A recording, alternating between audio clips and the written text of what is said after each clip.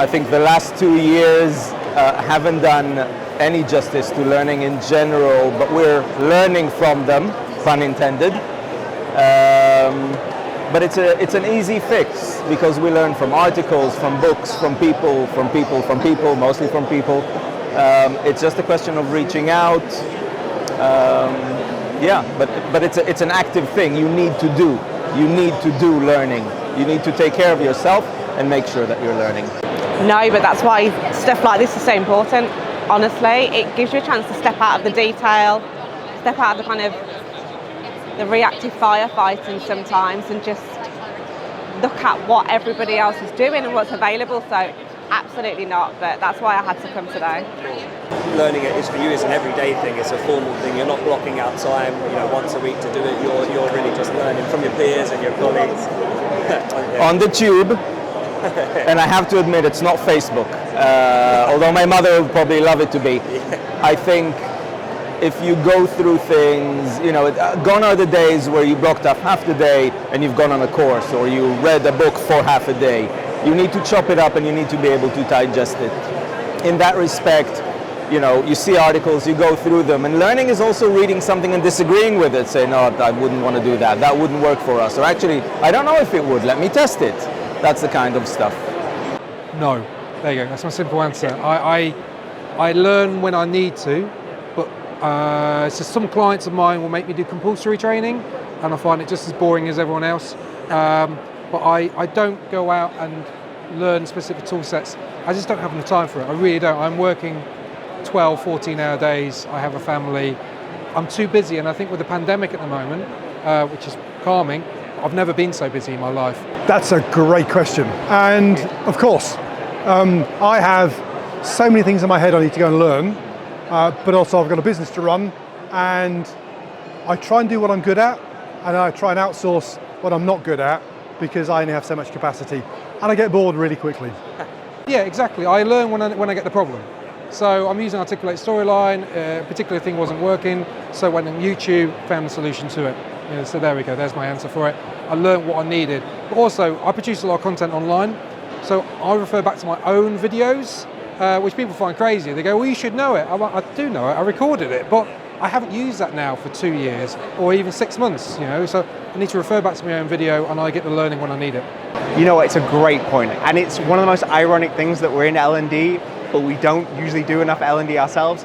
For me, I've been in this game coming up 15 years, and so it's something I've really had to focus. For me at the moment, especially for Jampan, we'll continue to think about the future. So for me, I've just completed a course on futurism with Hyper Island.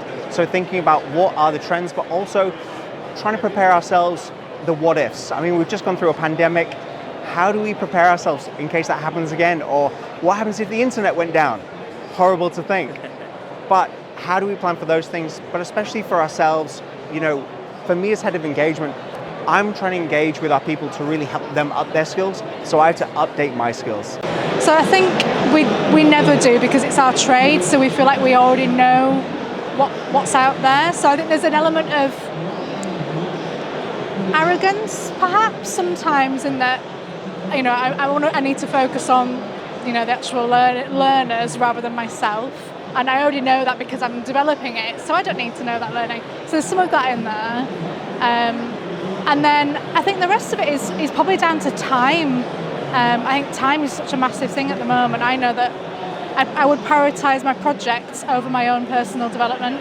Yeah. So it's a massive problem, a little bit. But it's sort of become a trope of L&D as well. So I'm sure I won't be the only one to give the kind of idiom of a cobbler's kids needs new shoes. That's the saying that always goes.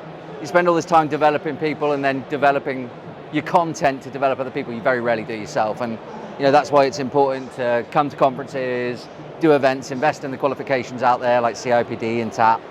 But yeah, you're absolutely right. It's a big challenge. We don't focus on it enough. And it's something, I'm keen to encourage with my team and myself as well. Is it enough? That's the big debate. The honest answer is no.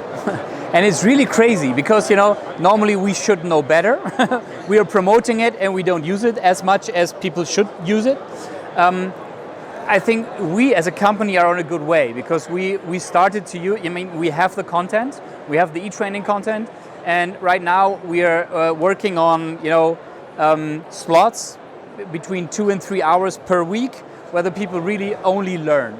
So this is what we implemented because we had exactly the same problem. So now I think we're on a good way, but it's not enough so far. I feel that I am.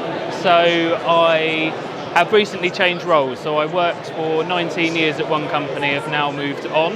And through that, I have learned a range of new skills purely through getting to know a different way of working with Agile, working with teams of creative specialists that are SMEs in their role. So we can really put together some top drawer learning content that I really think the audience will enjoy.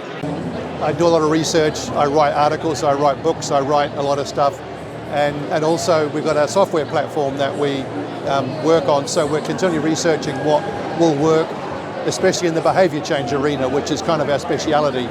So yes, I'm learning a lot as we go, but in very specific areas, and that tends to be by following specific people who are good in that area, and that isn't necessarily people in L&D, that might be people outside of L&D, like Professor B.J. Fogg at Stanford University, for example, is a guy I follow. So it is also about taking ideas from outside and bringing them in to saying, how can we utilise it where we are, and it's working out there, but maybe in a different way.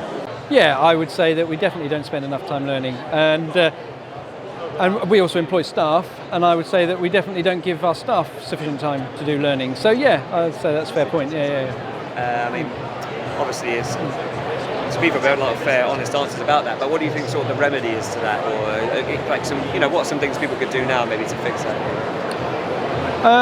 I think probably it's the motivation to learn is probably the key thing. If anybody in my company came to me and said, I want to learn this, I'd almost certainly say, yes, not a problem, we'll pay for it.